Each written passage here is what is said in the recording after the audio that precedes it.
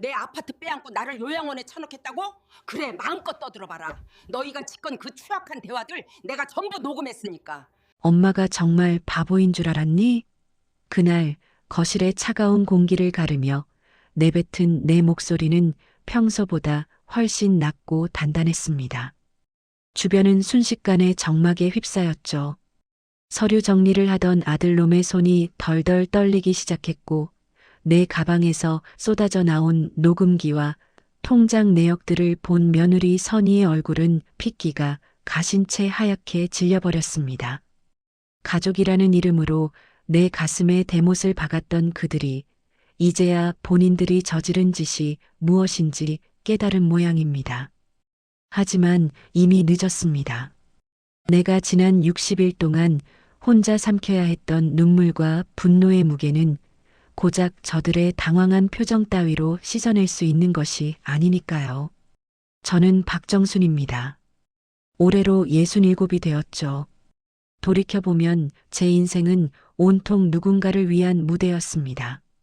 남편을 일찍 여의고 어린 아들 하나를 제대로 키워보겠다고 시장 바닥에서 30년을 보냈습니다.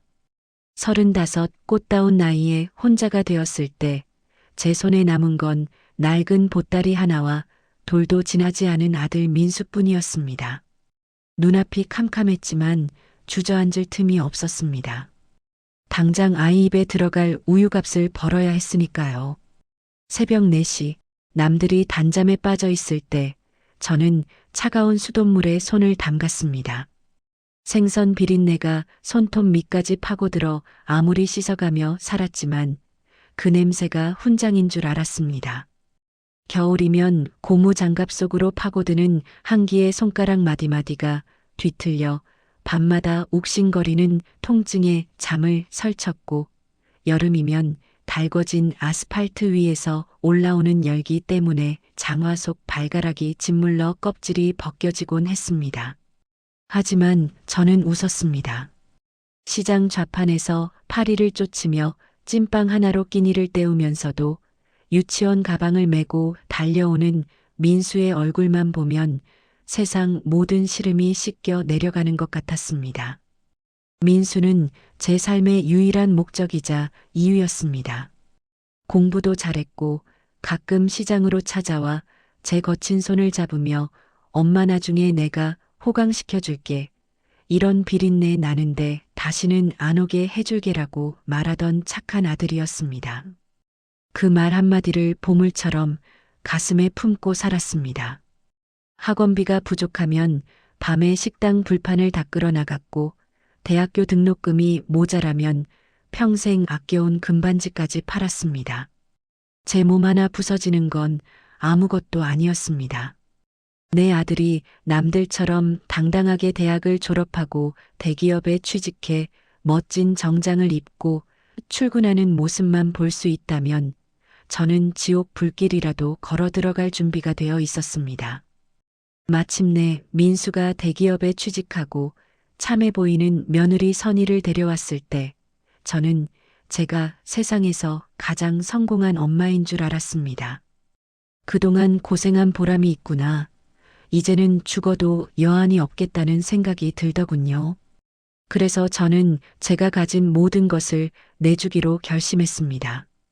30년간 생선 대가리를 잘라가며 모은 돈, 내 노후를 위해 남겨두었던 비상금까지 털어 아들의 결혼 자금과 아파트 계약금을 보탰습니다. 그때 제 수중에는 단돈 1,000만 원도 남지 않았지만 아들이 엄마 이제 고생 그만하고 우리랑 같이 살아요. 우리가 잘 모실게요라고 말하며 제 등을 토닥여줄 때 저는 그게 제 인생 최고의 투자였다고 믿었습니다. 아들 내외와 합가한 지 1년쯤 되었을 때였습니다. 처음에는 모든 게 꿈만 같았습니다. 며느리가 해주는 따뜻한 밥을 먹고 손주 녀석의 재롱을 보며 이게 사람 사는 재미구나 싶었죠. 하지만 행복은 그리 오래가지 않았습니다. 아들의 사업이 어려워지기 시작하면서 집안의 공기가 급격히 차가워졌습니다.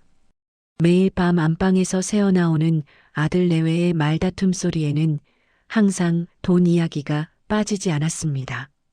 그러던 어느 날 거실 청소를 하던 중 갑작스러운 빈혈로 잠시 정신을 잃고 쓰러졌습니다. 노년기에 흔히 올 수 있는 영양 부족과 과로 때문이라는 진단을 받았지만 아들 내외는 이 사건을 전혀 다른 방향으로 이용하기 시작했습니다. 며느리 선희는 제가 방금 물어본 것을 다시 물으면 눈을 가늘게 뜨고 저를 뚫어지게 쳐다보기 시작했습니다. 어머니 방금 물어보셨잖아요. 벌써 잊으신 거예요. 이거 진짜 심각한데 그녀의 목소리에는 걱정이 아니라 마치 어떤 기회를 포착한 것 같은 기묘한 냉소와 기대감이 섞여 있었습니다. 저는 처음엔 정말 내가 나이가 들어서 그런가 싶어 겁이 났습니다. 치매면 어떡하지, 제 자식들에게 짐이 되면 어떡하나 하는 걱정에 밤잠을 설쳤습니다. 하지만 진실은 제 예상보다 훨씬 잔혹했습니다. 어느 날 오후 베란다에서 빨래를 걷던 중 거실에서 들려오는 아들과 며느리의 대화에 발을 뗄 수가 없었습니다. 민수 씨 어머니 저번에 쓰러진 뒤로 자꾸 깜빡하시잖아. 이거 그냥 놔두면 안 돼. 딱 보니까 치매 초기야. 병원 기록도 좀 만들어두고. 어머니 정신 더 나가기 전에 아파트 명의부터 당신 앞으로 돌려놔야 해. 당신 사업 자금 급하다며. 이거 놓치면 우리 다 길바닥에 나앉아. 선희의 목소리는 얼음장처럼 차가웠고 치밀했습니다. 그래도 엄마가 평생 고생해서 일군 건데 나중에 엄마가 아시면 어떻게. 아들의 목소리는 떨리고 있었지만 명확한 거절은 없었습니다. 아시면 어쩔 거야. 치매 노인 말을 누가 믿어줘. 우리가 보호자인데. 어머니 통장에 있는 비상금도 내가 벌써 인감 찾아서 확인해 봤어. 생각보다 꽤 되더라. 일단 그거부터 좀 쓰자. 그 말을 듣는 순간 제 심장이 바닥 아래로 꺼지는 기분이었습니다. 내가 비린내 나는 시장 바닥에서 30년을 구르며 지켜낸 것들이 내 아들에게는 그저 사업 자금을 위한 담보에 불과했다는 사실이 칼날처럼 가슴을 후볐습니다. 그날 밤 저는 화장실 문을 잠그고 입을 틀어막은 채 울었습니다. 소리를 내면 저 악마 같은 자식들이 들을까봐 수건을 입에 물고 피눈물을 쏟았습니다. 내가 어떻게 키웠는데, 내가 너한테 어떻게 했는데. 하지만 울음 끝에 올라온 것은 슬픔이 아닌 서슬퍼런 분노였습니다. 저는 결심했습니다. 저들이 나를 치매 노인으로 몰아 내 인생을 가로채려 한다면 기꺼이 그 연극의 주인공이 되어주겠다고 말이죠. 저들이 안심하고 본색을 드러낼 수 있도록 저는 세상에서 가장 완벽한 치매 환자를 연기하기 시작했습니다. 다음 날 아침 식탁에 앉아 국을 한 숟갈 뜨더니 며느리를 향해 멍한 눈으로 물었습니다. 얘야, 오늘 아침은 안 주니? 방금 밥 한 그릇을 다 비운 상태였죠. 선희의 눈이 번뜩였습니다. 어머니 방금 드셨잖아요. 여기 빈 그릇 보세요. 저는 멍청한 표정으로 빈 그릇을 만지작거리며 중얼거렸습니다. 어머, 내가 왜 이럴까? 먹은 기억이 없네. 선희는 아들을 보며 의미심장한 미소를 지었습니다. 그 미소를 보며 저는 속으로 차갑게 웃었습니다. 그래, 마음껏 비웃어라. 너희가 웃는 만큼 나는 더 많은 증거를 수집할 테니까. 저는 가방 속에 항상 소형 녹음기를 숨기고 다녔습니다. 그리고 집안 곳곳 제가 주로 머무는 곳에 아들 몰래 홈카메라를 숨겨두었습니다. 치매 노인이 텔레비전을 멍하니 보는 척하면서 저는 제 무릎 위에 놓인 가방 속 녹음 버튼을 꾹 눌렀습니다. 민수 씨, 오늘 어머니 인감 도장 들고 가서 서류 뗐어. 아파트 증여 절차 거의 다 됐대. 어머니 사인만 있으면 되는데. 오늘 기분 좋아 보이실 때 건강보험 서류라고 속이고 사인 받자. 알았어. 근데 엄마가 나중에 제정신 돌아오면 어쩌지? 걱정 마. 이미 보건소에 치매 상담 기록 몇 번 남겨놨어. 내가 어머니 대신 전화해서 상담받았거든. 이제 법적으로도 어머니는 자기 결정권이 없는 사람이나 마찬가지야. 아들의 입에서 나오는 그 말 한마디 한마디가 제 가슴에 대못을 박았습니다. 하지만 저는 눈 하나 깜빡하지 않았습니다. 오히려 멍한 표정으로 침을 약간 흘리며 그들 곁을 지나갔습니다. 선희는 더러운 것을 보는 듯한 표정으로 제 옷깃을 피하더군요. 한 번은 이런 일도 있었습니다. 제가 잠든 줄 알았던 한밤중 며느리가 제 방에 몰래 들어와 제 장롱 깊숙한 곳을 뒤지기 시작했습니다. 저는 눈을 감고 자는 척하며 숨소리까지 조절했습니다. 선희는 제 비상금 통장과 돌아가신 남편이 남긴 낡은 시계를 찾아내더니 혼잣말을 하더군요. 이 낡은 시계 금인가 팔면 돈 좀 되겠네. 노인네가 죽을 때 들고 갈 것도 아닌데 내가 좀 써야지. 그녀는 제 시계를 챙겨나가며 제 발을 툭 차고 나갔습니다.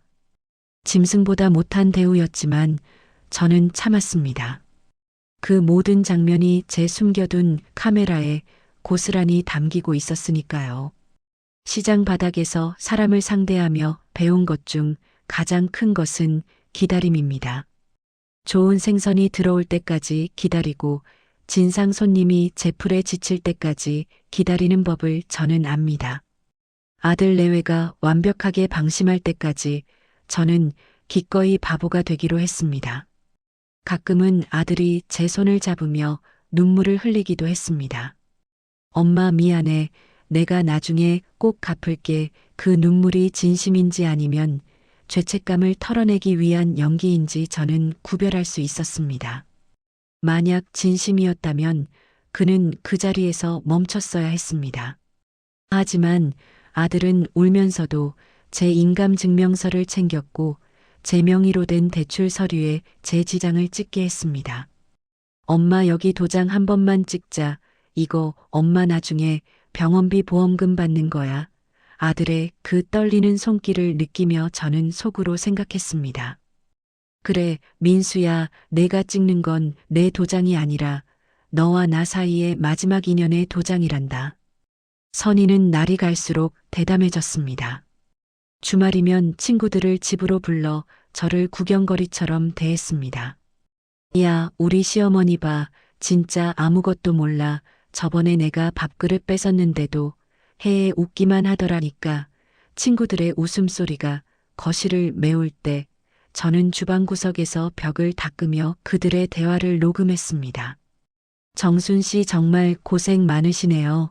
저런 며느리 밑에서 친구 중 한 명이 동정 섞인 말을 던졌을 때 선희는 코웃음을 쳤습니다. 고생은 무슨 곳 요양원 갈 건데 거기 가면 저 노인네 인생도 끝이야. 이제 이 넓은 집은 다 내 차지라고. 그녀의 승리감에 도취된 목소리를 들으며 저는 서서히 반격의 시간을 계산했습니다. 시장에서 장사를 할 때 저는 항상 장부를 썼습니다. 들어온 돈과 나간 돈 단돈 10원이라도 틀리면 잠을 자지 않았죠. 그 꼼꼼함으로 저는 아들 내외의 모든 비리를 기록했습니다. 아들이 내 명의로 몰래 받은 대출 2억 원의 사용처 선희가 내 비상금으로 결제한 명품 가방의 모델명과 가격 그리고 그들이 나를 강제로 요양원에 보내기 위해 작성한 서류의 복사본까지. 저는 치매 노인인 척 복지관에 가는 척하며 변호사를 만나러 다녔습니다. 변호사는 제 이야기를 듣고 경악했습니다. 어머니, 이건 단순한 가족 문제가 아니라 사기이자 명예도용입니다. 형사처벌까지 가능해요. 그 말을 들었을 때 저는 잠시 흔들렸습니다. 내 아들을 내 손으로 감옥에 보내야 하나. 하지만 그날 밤 요양원 팜플렛을 보며 깔깔거리는 아들 내외의 모습을 본 순간 제 마음의 망설임은 완전히 사라졌습니다. 저들은 내 아들과 며느리가 아니라 내 노후를 갉아먹는 기생충일 뿐이었습니다. 요양원 입소 날짜가 다가올수록 아들 내외의 움직임은 분주해졌습니다. 마치 거추장스러운 방해물을 치우고 새 집으로 이사할 준비를 하는 사람들처럼 들떠 보였죠. 거실 한 구석에는 내 짐이 담긴 작은 가방 하나가 덩그러니 놓여 있었지만 며느리 선희는 내 방에 있던 가구들을 중고 마켓에 올리느라 여념이 없었습니다. 어머니, 거긴 침대랑 다 있으니까 이 구질구질한 서랍장은 버리고 갈게요. 그녀의 말에 나는 멍한 표정으로 고개를 끄덕였습니다. 하지만 속으로는 내가 비밀리에 고용한 이삿짐 센터와 부동산 중개인에게 보낼 메시지를 검토하고 있었습니다. 나는 바보인 척하며 그들이 내 인감도장을 꺼내 쓰는 위치를 파악했고 아들이 내 명의로 몰래 받은 대출금이 어느 계좌로 흘러 들어갔는지도 전부 확인해 두었습니다. 입소 전날 밤 아들은 술에 취해 내 방으로 들어왔습니다. 그리고는 내 거친 손을 잡고 꺼느꼈습니다. 엄마 미안해. 내가 돈 많이 벌어서 금방 데리러 올게. 조금만 기다려. 아들의 눈물에서 나는 진한 배신감을 느꼈습니다. 그 눈물은 나를 향한 미안함이 아니라 자신의 비겁함을 정당화하려는 마지막 위선이었으니까요. 나는 아들의 머리를 쓰다듬어 주었습니다. 평생 그래왔던 것처럼 말이죠. 하지만 그게 내가 너에게 주는 마지막 자해라는 것을 아들은 꿈에도 몰랐을 겁니다. 그 시각 내 휴대폰에서는 아들이 내 지장을 찍기 위해 서류를 위조했다는 증거 사진들이 변호사에게 전송되고 있었습니다. 드디어 결전의 아침이 밝았습니다. 집 앞에는 요양원 셔틀버스가 도착해 있었고 며느리는 빨리 나가자며 내 등을 떠밀었습니다. 아들은 차마 내 눈을 마주치지 못한 채 짐가방을 들고 앞장섰습니다. 나는 신발장 앞에서 멈춰섰습니다.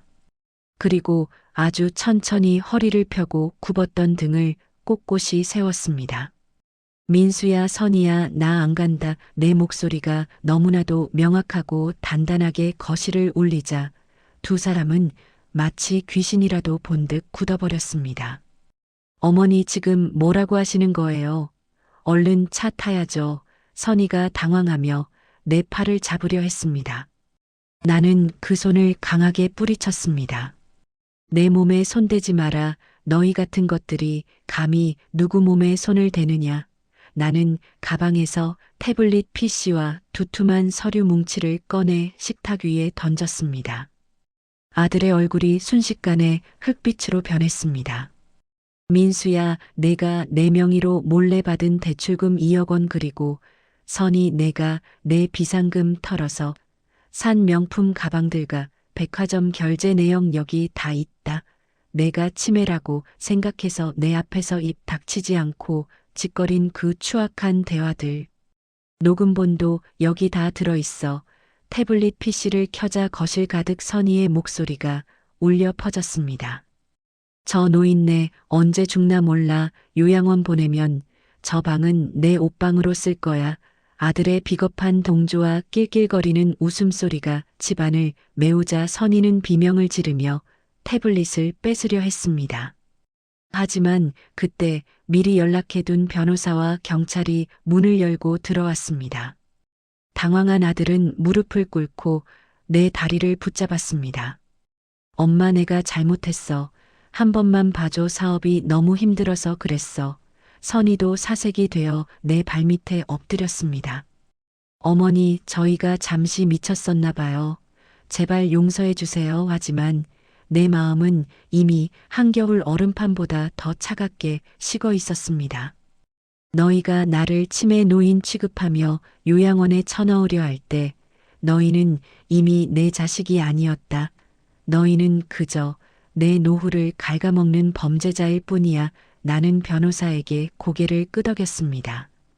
증여 취소 소송과 명예 도용에 대한 고소 절차를 진행해 주세요. 그리고 이 아파트 내일 자로 매각하겠습니다. 이 집은 내 피땀으로 세운 집이니 너희 같은 것들이 살 자격은 없다. 일주일 뒤 아들 내외는 짐을 싸서 쫓겨나듯 집을 나갔습니다. 아들은 끝까지 엄마 어떻게 이럴 수 있냐며 원망 섞인 눈초리를 보냈지만 나는 단 한 번도 뒤돌아보지 않았습니다. 내가 30년 동안 시장 바닥에서 생선 머리를 쳐내며 배운 건 썩은 부위는 가차없이 잘라내야 한다는 것이었습니다.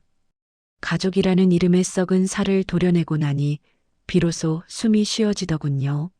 나는 아파트를 판 돈으로 경남의 조용한 작은 마을에 집을 구했습니다. 남은 돈은 모두 연금과 신탁에 맡겨 그 누구도 내 허락 없이 손댈 수 없게 만들었습니다. 이제 나는 매일 아침 내가 먹고 싶은 음식을 정성껏 차려 먹습니다. 누구의 눈치도 보지 않고 내가 좋아하는 책을 읽고 숲길을 산책합니다. 시장에서 거칠어진 내 손은 이제 흙을 만지며 작은 꽃밭을 일굽니다. 가끔 모르는 번호로 아들의 구걸 섞인 연락이 오지만 나는 망설임 없이 수신 차단을 누릅니다. 용서는 진심으로 뉘우치는 사람에게 하는 것이지 자신의 이익을 위해 눈물을 흘리는 악마들에게 주는 면죄부가 아니기 때문입니다. 내 인생 67에 비로소 진짜 박정순으로 살아가는 법을 배웠습니다. 늦었다고 생각했을 때가 가장 빠른 법이죠. 여러분 혹시 여러분도 가족이라는 굴레 안에서 희생만을 강요받고 있지는 않으신가요? 자식에게 내 모든 것을 내주는 것이 사랑이라고 착각하고 계시지는 않나요? 부모의 사랑은 거룩하지만 그 사랑을 이용하려는 탐욕까지 품어주는 것은 사랑이 아니라 방종입니다. 여러분의 노후를, 여러분의 자존감을 끝까지 지키십시오. 나를 지킬 수 있는 힘이 있을 때 비로소 진정한 어른으로서 대접받을 수 있습니다. 저는 이제 행복합니다. 비린내 나던 시장 아줌마가 아니라 인생의 파도를 멋지게 넘긴 한 사람의 인간으로서 오늘 하루도 감사하며 살아갑니다. 여러분의 삶도 누군가의 그림자가 아닌 스스로 빛나는 태양이 되길 진심으로 응원합니다. 오늘 준비한 이야기는 여기까지입니다. 긴 시간 동안 박정순 할머니의 복수국을 함께 해주셔서 정말 감사합니다. 이 이야기가 여러분의 마음속에 작은 용기를 심어주었다면 화면 아래에 있는 구독과 좋아요, 그리고 알림 설정까지 꼭 부탁드립니다. 여러분의 클릭 한 번이 저희 마음 극장 제작진에게는 새로운 감동을 찾아낼 수 있는 가장 큰 원동력이 됩니다. 댓글로 여러분의 생각이나 겪으셨던 비슷한 사연들을 남겨주시면 하나하나 정성껏 읽고 응원해 드리겠습니다.